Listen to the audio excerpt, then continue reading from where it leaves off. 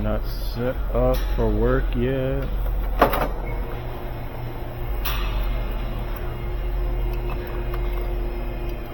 It's gonna be a slow start this morning because I didn't put tools away.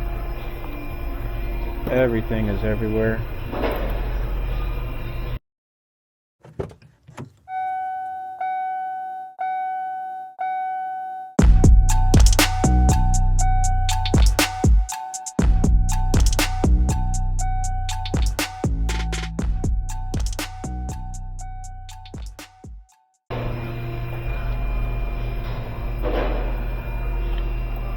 Well, that was kind of already loose. Nice.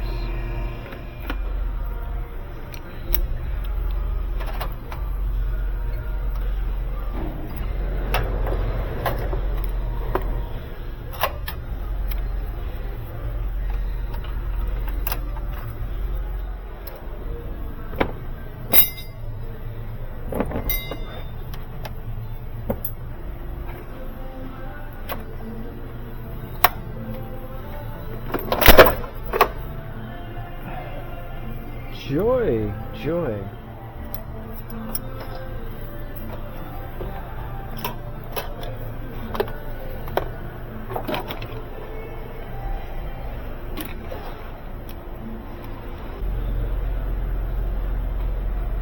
The nice thing about working on the old Subarus, they got more metal for my magnet lights to stick to.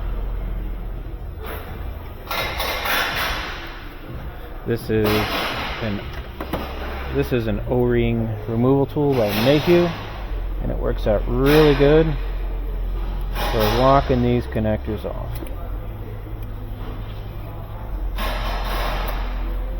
Perfect.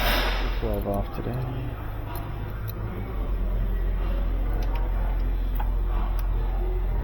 Good. A little tight, but it'll do.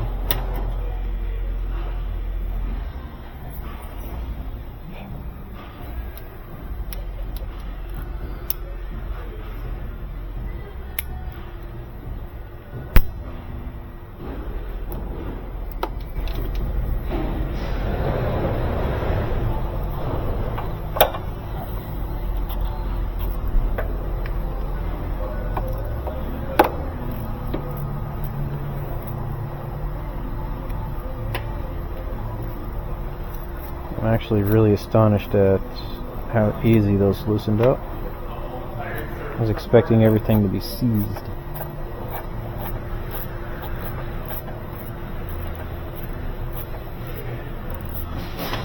Well, when you pull the coil pack out, let's make sure and inspect that none of this metal here is separated, because that can cause some power issues with the voltage multiplication. We're going to be replacing the spark plugs with part number 22401 Alpha Alpha 630.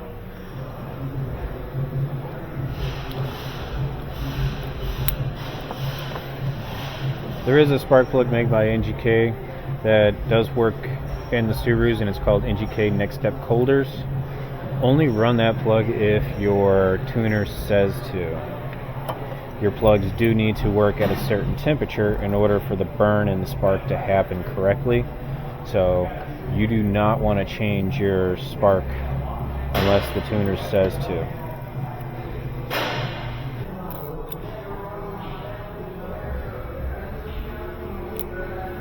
Oh, nope, these are the wrong NGKs for this engine. No, no, no. So the spark plug I'm going to put in here is an India Lima Foxtrot Romeo 6 Bravo. This is a Lima Fox Romeo 7 Alpha India X-Ray. And it's kind of wet too.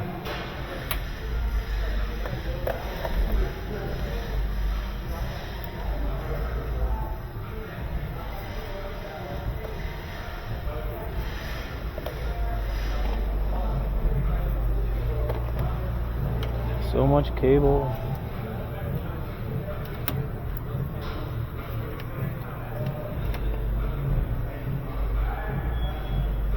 Come on.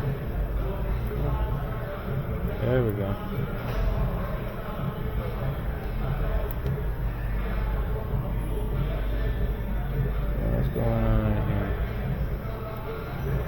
are looking kind of clean. That's good.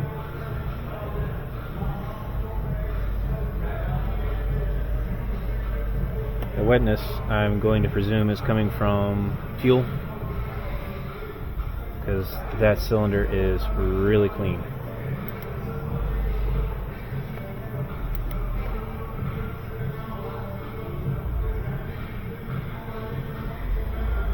Yeah, I'm going to call fuel on that one. The reason why the spark plug came out just a touch wet is we have too much fuel in the cylinder. That's why the car sounded kind of bad when it started up. That's why the engine sounded bad when it was under startup, is because the devices that are normally installed on this engine for the air pumps that would help pump in the extra air during engine warm-up are missing. This vehicle is obviously tuned and had some of the PCB components removed, and the tune does not have the correct deletes on here to ignore those things. So when you delete all those warm-up devices, it's not really good for a daily driver. That's only good for track use. I'm going to give the customer back his spark plugs.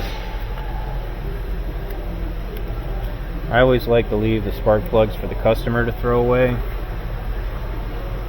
because there's just some people out there who say they do a tune-up and they're like, oh, I couldn't get to that plug, and they just leave it in there.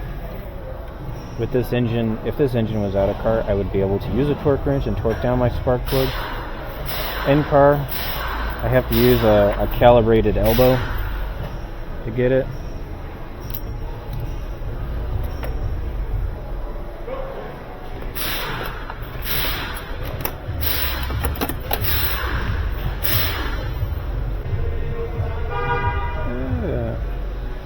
About 0.85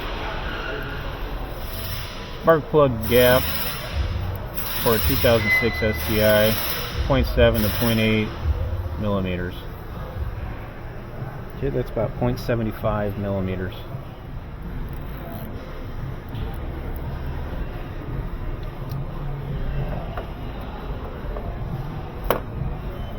Again, I like using 1/4-inch tools. Prevents over tightening. There's not a lot of torque that should go on these. Now for the fun spot.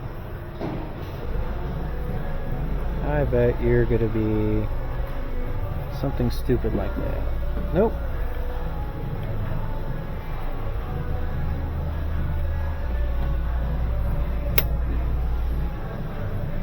Nice. What size are you?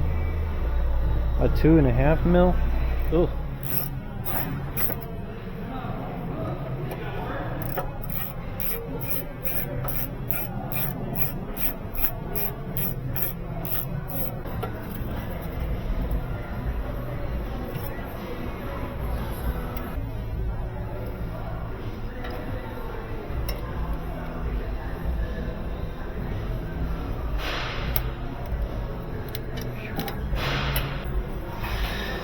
These flexible shaft nut drivers, they're from CTA Tools. I love them to pieces.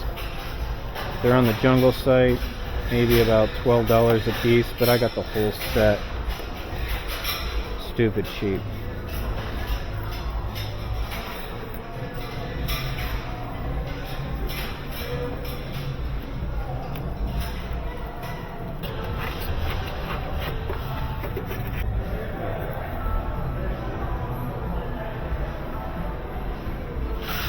Okay, filter's in good shape.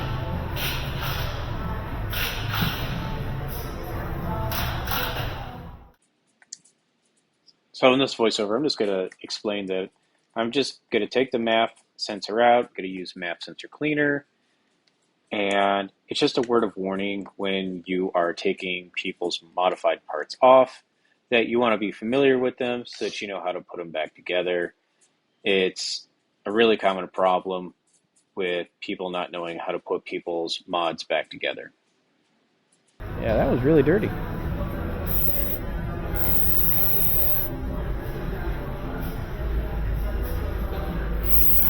That was dirty. Okay, glad I did take it out. And we are not gonna blow dry this, it is just gonna air dry. So get my orientation right. Yes. Alright. More fun, more drama. You should go right there. See, already missing a bolt.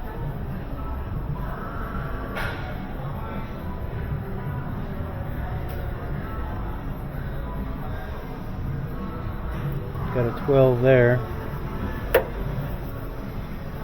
And a just 112 there. Okay.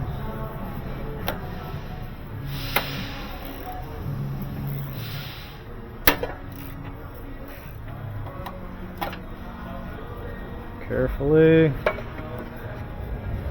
Just a wee bit of persuasion.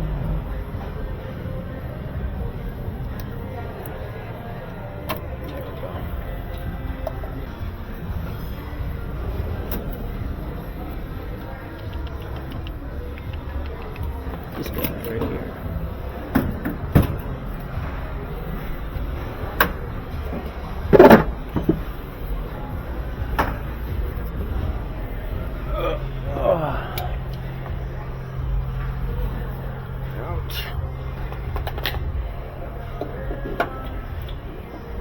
What the shit?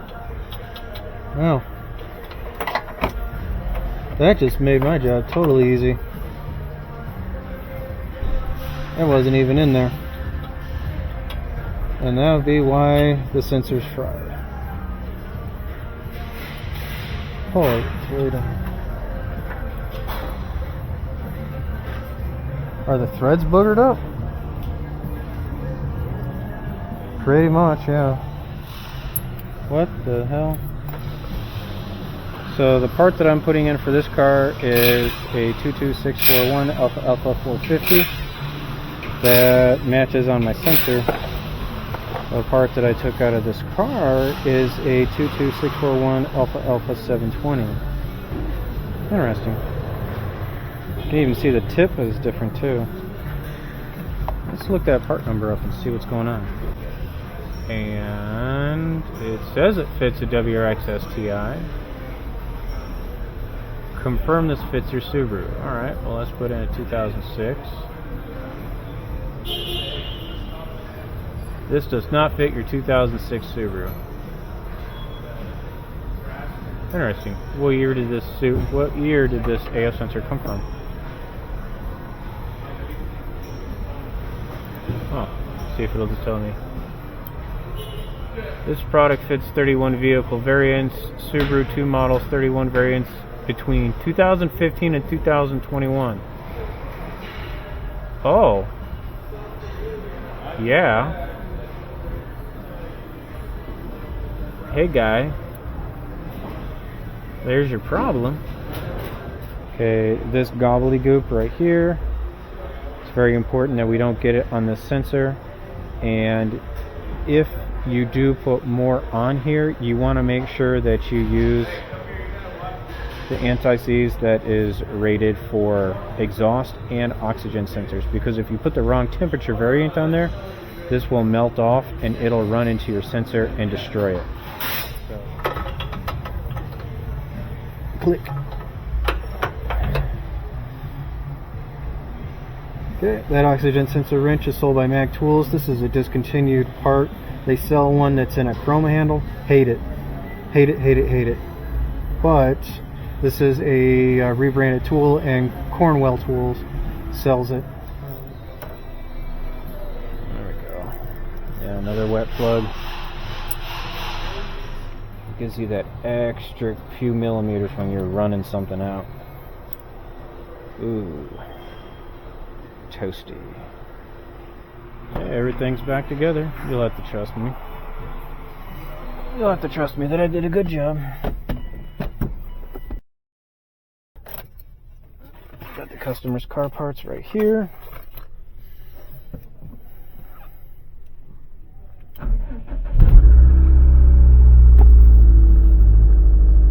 We're still going to have a check engine light because all those PCV sensors are missing.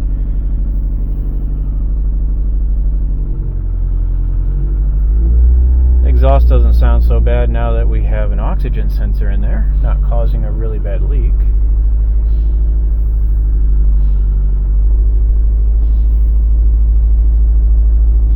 Please don't hit. Okay, good. No one's behind me.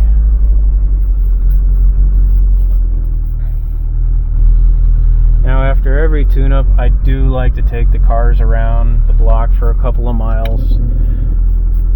Make sure everything's good, make sure everything idles nice, make sure everything accelerates good. But for this car, it will not be getting that post-check treatment. We're going to go right to a parking spot and explain to the customer that I'm not going to drive your car.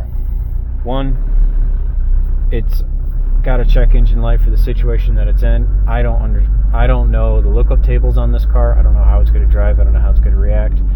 And if anything happens on the test drive with this customer during my post checks, I'm going to be held liable. So I just don't want that. If he wants to go on a post check drive, then he can drive the vehicle, and I'll evaluate it like that. That's how I work with these customers.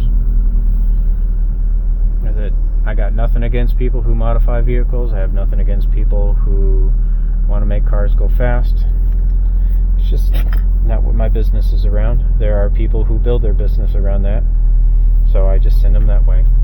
Thanks again for hanging out and watching me work on cars.